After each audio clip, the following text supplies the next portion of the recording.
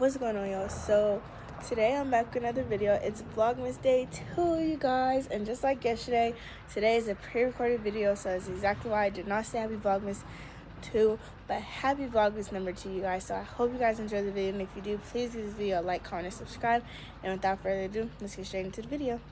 What's going on, chickens? Today I'm back with another video, and today's video is going to be 10 things I learned in middle school. 10 things I learned from being in middle school. Things what to do and things not to do. So yeah, I'm now a sophomore in high school. So I was in middle school 2 years ago when COVID started.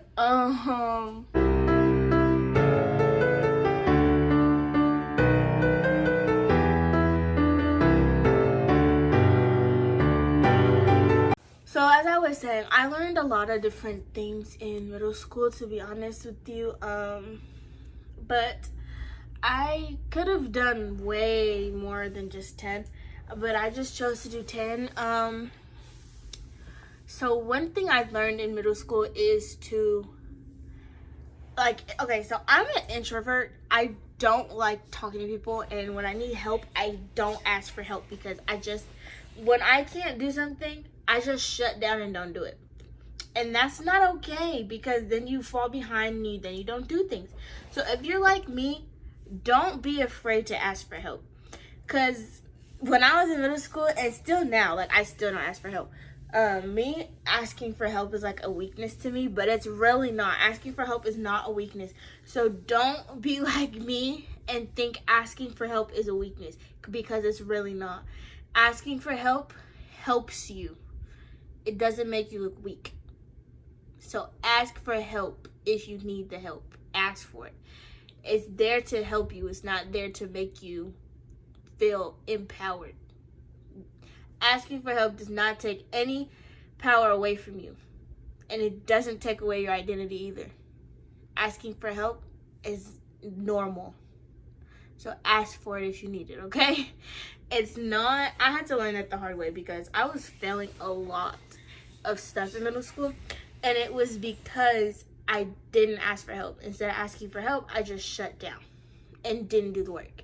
I looked at it, I tried, I said I couldn't do it, and I didn't do it.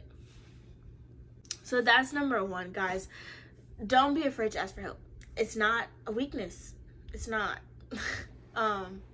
But yeah, so number 2 would be,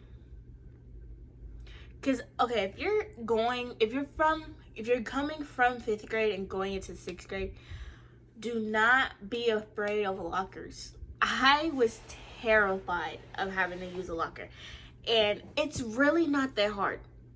It's really not. Okay, so a locker combo, I wish I had one of my old locker locks so I could show you guys how it works. But using a lock is not hard at all. It's 3 numbers. 3 simple numbers on a locker combination. It's 3 simple numbers. They're gonna give you 3 numbers. One of my old locker combinations, I don't even remember it, but I'm gonna just make up one. 36, 1, 20. That's 3 different numbers. 36, 1, and 20. So when you go to your locker, you want to turn it a few times just to refresh it, right? Then you turn the dial until you get to 36 and you stop it, right?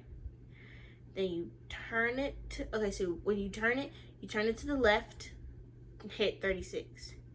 Then you turn it to the right and hit 1. Then you turn it back to the left and you pass 20, so whatever your last number is, you pass it, and then on your second turn, go to that number and then turn it. It should get tight, and then open your locker. Okay? It's literally a 3 simple step process. You turn to the left, you turn to the right, you turn to the left and pass the last number, then you turn to the left again, go to the number, and turn all the way to the left until it gets tight, and then pull. Now for PE lockers, because they give you the combination lock, the actual lock with the combination on it. So it's the same thing. Turn to the left, turn it to the right, turn it to the left, pass the number, hit the number. But when you get to the last number, pull down instead of pulling out. With a locker, you pull out. With the lock, you pull down. So if you are going into 6th grade and you're going to middle school, don't be afraid of lockers. They are not your enemy. I thought lockers were going to be my biggest enemy going to middle school, and they weren't, like, at all. Like, it really, like, they're not hard when you get the hang of it. Literally. It's 3 simple steps. And if you follow those 3 simple steps, you will be a pro at opening a locker. I promise you, you will be a pro at opening a locker, okay? Lockers are not scary. They're not. I mean, I know they look scary because you're like, what do I do with this thing? 3 simple steps. Turn it to the left, turn it to the right, turn it back to the left. It's that easy. And number 5, this is going to be the last one. So, for number 5, when the going gets tough, don't give up. Because, let me tell you, middle school is so much harder than elementary school.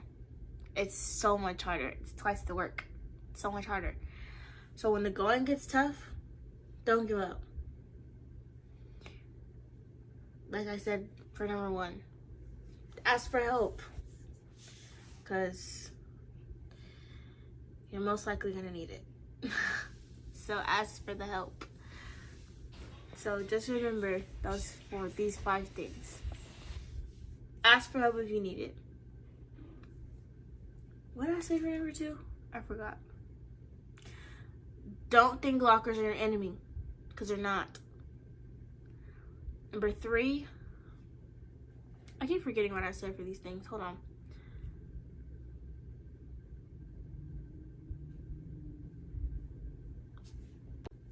Number 3, don't get in fights. They're unnecessary. Super unnecessary. Like, super unnecessary. Don't do them. It's stupid. Just don't. Like, it's really dumb. Getting in a fight is really stupid. Like, don't do it. It's really stupid. There's no point. Just don't do it. Number 4,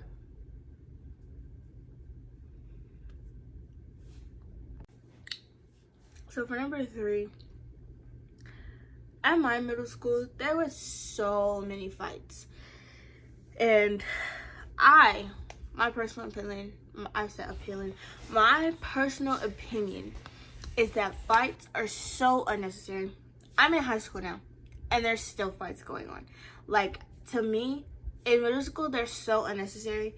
Like, it doesn't make any sense why there was so many of them, because they're unnecessary. What are you fighting somebody for? What do you need to get out of? What are you learning or getting out of a fight? Absolutely nothing.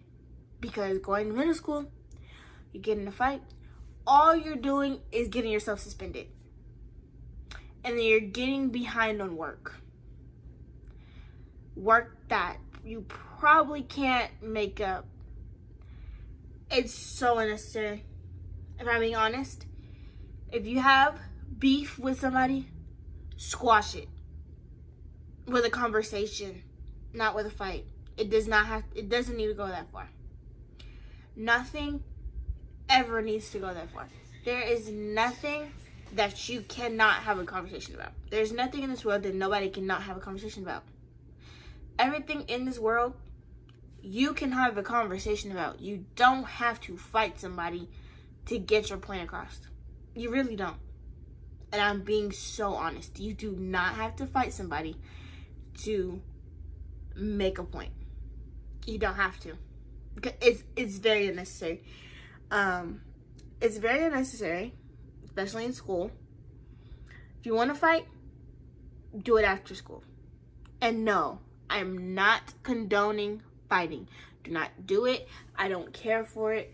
Don't do it. Because all you're doing in the long run is hurting your own self and your grades. You're hurting yourself in your grades because getting in fights and being suspended is holding you back from doing your work, which means you're getting held back from doing your work, which means you're not doing it, which means you're falling behind, which means when you go back to school, you don't know what they're doing because you got suspended. So, long story short, don't fight. Don't get suspended from school. There's no point in it. If you have beef with somebody, squash the beef with a conversation. It does not need to go as far as a fight. It really does not. And I'm being so honest. It does not have to go that far. Nothing in this world, there's nothing in this world that nobody can just not sit down and have a conversation about it. If you want to be childish, fight. If you want to act like older people and stop acting like children, talk it out. Because I promise you, if you talk it out and you hear the other person's side of the story, you're fine. There's no need to fight. There's no need for it. And in middle school, number 4 is going to be watch your back. And I say watch your back because in middle school, you find out who your real friends are and who they aren't. And sometimes when you find out who they aren't, it hurts. So watch your back. Catch the snake before the snake bites you in the butt. That's all I can say. Catch the snake before the snake bites you in the butt.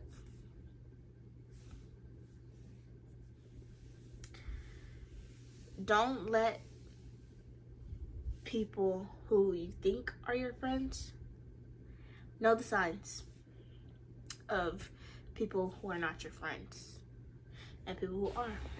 Know the difference between somebody is your friend and somebody is not. So like I said, don't let the snake bite you in the butt. Hi, teacher. Number 4, catch the snake before the snake bites you in the butt.